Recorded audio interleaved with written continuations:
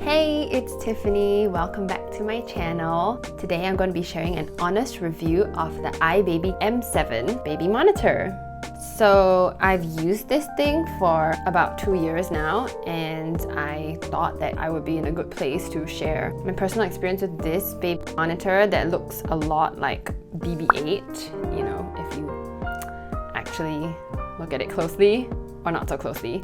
If you're new to my channel, welcome. My name is Tiffany and I create lifestyle content, unboxing videos, product reviews, and video game playthroughs. Your support means a lot to me, so hit the subscribe button and like this video. Without further ado, let's jump in.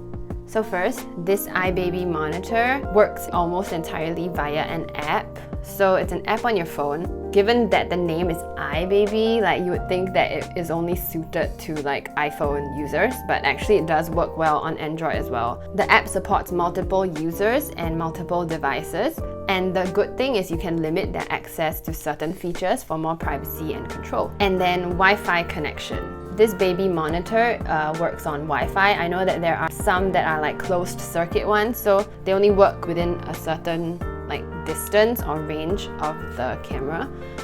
So this one's not like that. It uses the Wi-Fi, so it doesn't matter the distance. Like I can just pop into the app and see what my baby's up to.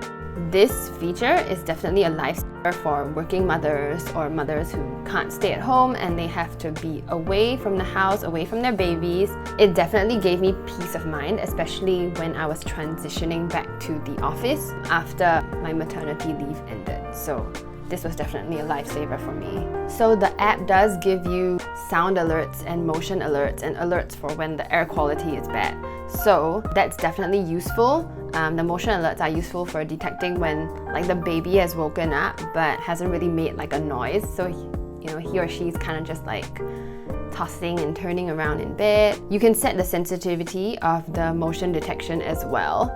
So if it's like giving you alerts every time like your baby just moves a peep, then you can obviously adjust the sensitivity down, or you can just turn it off completely. You can also set up alerts for air quality and humidity, but I don't think that those are like super important. I actually turned off the motion detection alert because most of the time when my son wakes up, he kind of makes noise. And now that he's, you know, not a baby anymore, I don't have to like monitor him so closely. Like, yeah, but I guess it's definitely just a useful feature to have just for peace of mind. I feel like the function of the baby monitor is basically just to give parents peace of mind so that they know that their infant, especially at a very young age, is sleeping soundly and safe. And it's definitely useful to have baby monitors when you're sleep training as well. I sleep trained my baby when he was around, I think, 3 or 4 months. So I'll share more of that experience in another video sometime down the line. But yeah, basically it's just the whole sleep training process that I went through and maybe some useful tips that you could apply if you are going through or planning to do some sleep training as well. So there are some bonus features that the iBaby M7 comes with as well. So they have this moonlight projector feature that kind of just projects some stars and pretty lights and things onto the ceiling. And so the moonlight projector only works when it's placed in a certain way. So this thing is where the moonlight projector thing beams from. So you need to place this in an unobstructed way. And it has to be because it just shines right above. It doesn't like shoot in any other direction. So ideally it's like right above or super near the baby's crib in order for your baby to be able to see the lights or the projection. So for me, we weren't able to put it above my son's crib because we can't drill holes into the wall because we're renting this current apartment. So we had to put it on a shelf instead, and this shelf is located within the wardrobe. So when I project, it just stays within the wardrobe and you basically can't see it, so we don't use that feature. But yeah, I mean, do think of the placement of your baby monitor before you buy it because that's quite important. It also has a very comprehensive library of sounds and music, lullabies, and even bedtime stories. That's definitely good to have if you're looking for that all-in-one type of app and that type of monitor, then this is the one for you. Personally, I don't use the music or the lullabies or the white noise that's included in the sound library because I have a separate white noise machine that I use just to play white noise.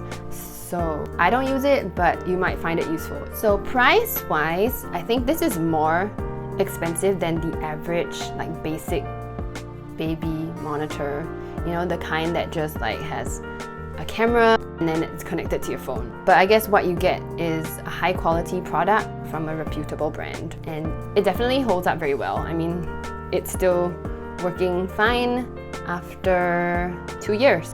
It actually even survived like multiple falls, thanks to my son, whose curious little hands got a hold of the cable and just decided to pull. So yeah, durability wise, I am very surprised that this is still alive even after so many falls. Although we had to put it back together a couple of times, it's like, you know, Humpty Dumpty putting back the pieces. This thing actually detached and then it kind of like broke apart into two like an egg. But it's very easy to fix back, like the circuitry inside still works. So we just kind of like just put it back together and then it's fine. So yeah, super impressed with the durability on this. That's a plus point. As for usage, my son is turning 2 soon and I still use this on a daily basis just to make sure that he's sleeping okay after we put him to bed, and just to kind of keep track of what time he's awake and what time he falls asleep. So I kind of know how long he sleeps in a day. Useful for tracking naps as well, and super useful for sleep training, like I mentioned. Ultimately, I guess I would recommend the monitor depending on your needs. So if you're a working mother, the Wi-Fi is good to have.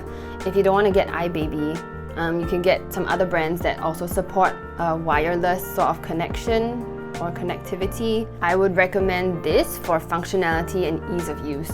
I mean, there are a whole bunch of features that I don't use, but you might find helpful. The app is just really easy to navigate. My only advice is to really think of the placement of your monitor. For us, we were limited by where the power socket was, because this one has to be connected by a wire, so it can't just like live on its own with just, you know, these 2 pieces. Like it needs to be connected here to a power source basically. We were limited by the length of the cord and where our power socket was located at. If you place this too low, you can't really, the angle of it isn't that great. You can't really see your baby sleeping. So it has to be high enough so you can get a proper bird's eye view of your baby in the crib. iBaby does sell a wall mount kit, I believe, that you can attach to your wall, but like I said, we can't exactly do any permanent sort of changes to the house, like drilling holes into the wall, for example. So in the end, we had to settle for using the shelf. If you face the same problem and you're worried about curious hands yanking the cord away, what we did was we ended up taping the excess cord to the wall so that if he does pull, there's at least some resistance and it doesn't just fall right off. And we only figured this out after this thing fell like 3-4 times.